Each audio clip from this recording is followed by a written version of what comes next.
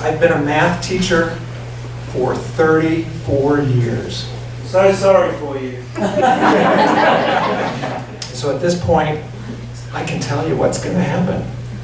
Every day, every class will do everything they can to get me to talk about anything besides math.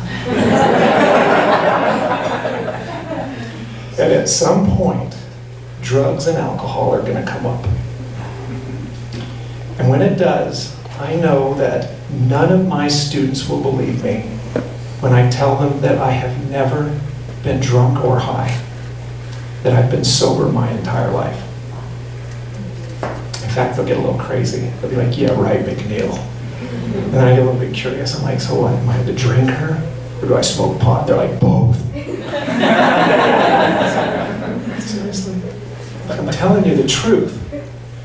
And then there's always this, every now and then, I should say, there's some beat down kid that'll look at me and they'll say, Mr. McNeil, I believe you. And I know why that kid believes me.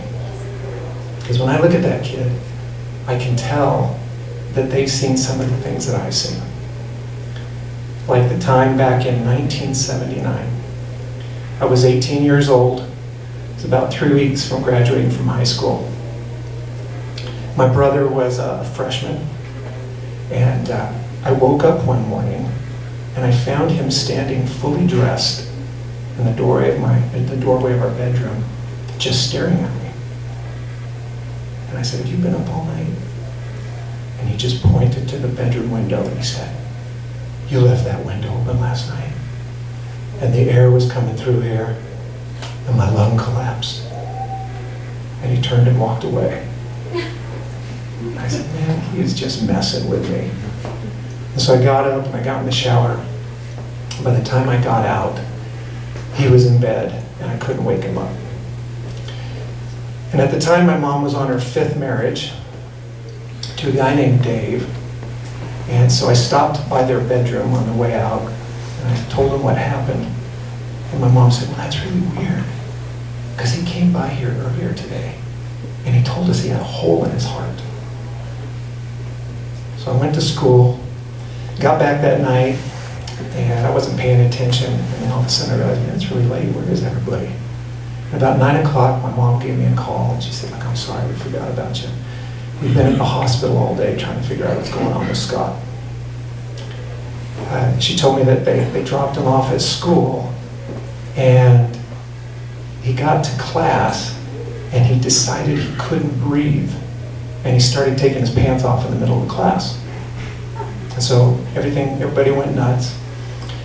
And so they got him to the hospital, and she said, look, we've been here all day, and it looks like he was at a party last night, and a bunch of his friends dared him to take like a handful of drugs.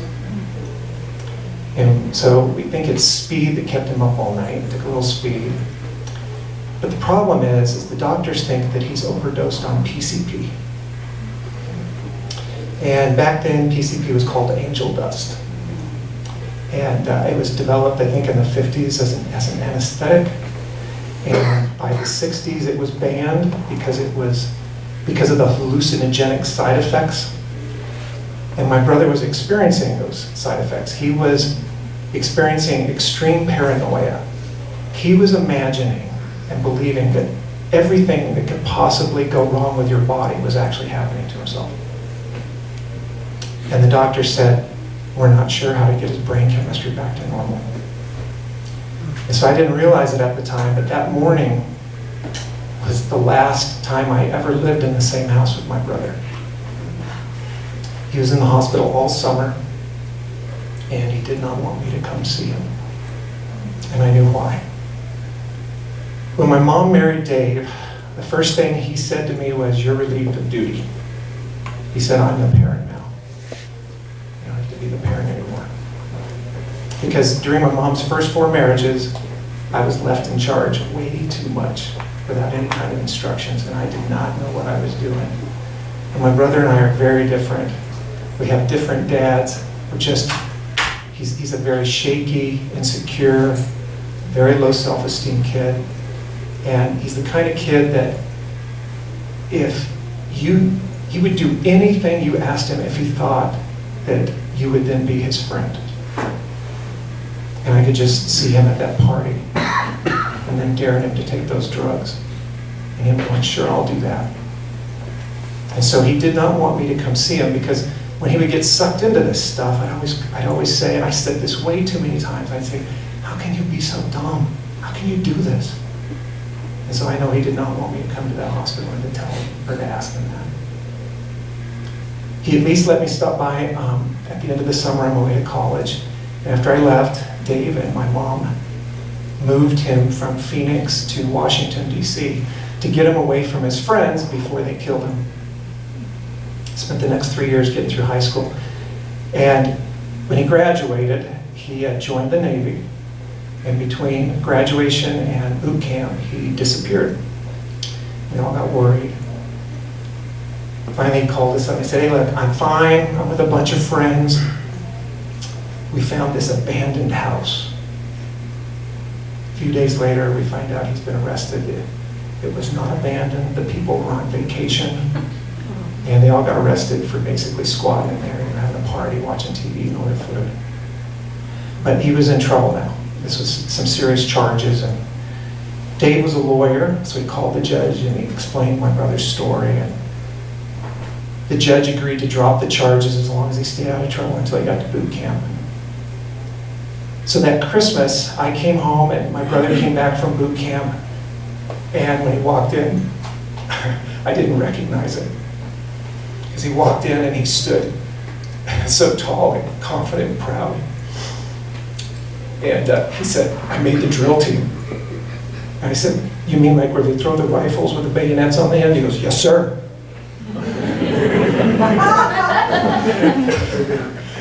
And I realized my brother had found his home.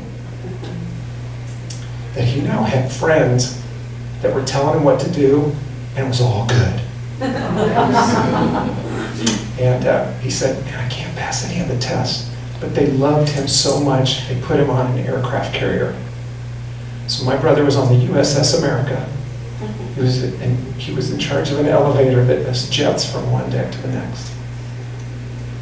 And he called me from Italy, out of the blue. He says, I'm in Italy. I'm getting pizza in Italy.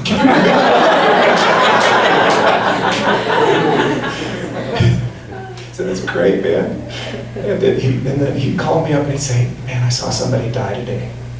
I was on duty and this plane had trouble and the guys were supposed to eject a two-seater and they didn't eject at the same time. One ejected into the bottom of the other.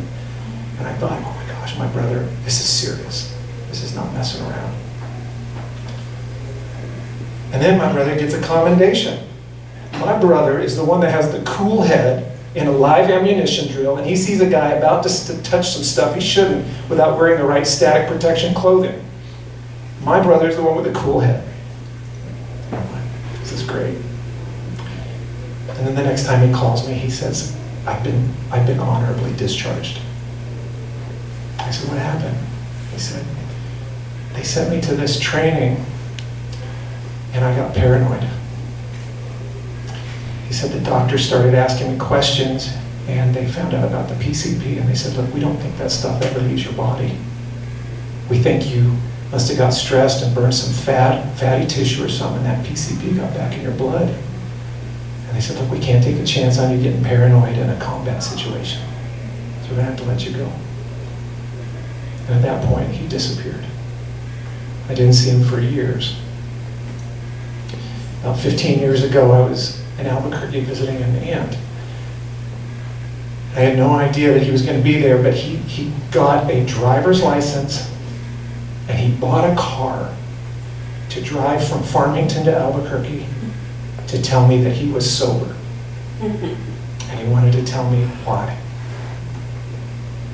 So in front of my wife and two of my kids and my aunt and my cousins and their kids, he said, I was drinking really heavy one night and I got home and I just took a handful of narcotics and I passed out on the floor next to a floor heater that was on. And while he was passed out, it fell on top of him. And he said the excruciating pain woke him up. And he put his legs out, not his clothes. His legs were on fire.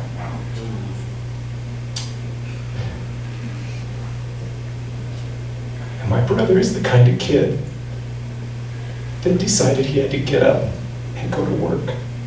So he got dressed. And he was a waiter. He's telling us this story about how he goes to work and the shock starts to wear off. And he starts to pass out. And everybody said, "What's going on?" And he said when he lifted his pant legs, people screamed.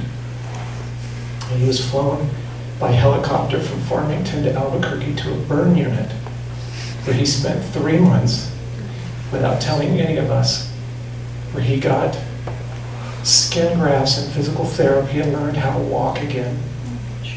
And at that point, he lifted his pants to show us the scars. And he pointed to one of his legs and he said, "The doctors told me if I hadn't woke up and they would have amputated this one because they scraped burned bone off of this leg." And then he lifted his shirt and he showed us where they did the skin grafts. And I walked outside. And my daughter was about 9 or 10, and she followed me outside. And I said, "Are you okay?" She said, "Dad, when he lifted those pants, I realized all the stories you've been telling us about our family are true." And I thought, my own kids think I'm making these stories up.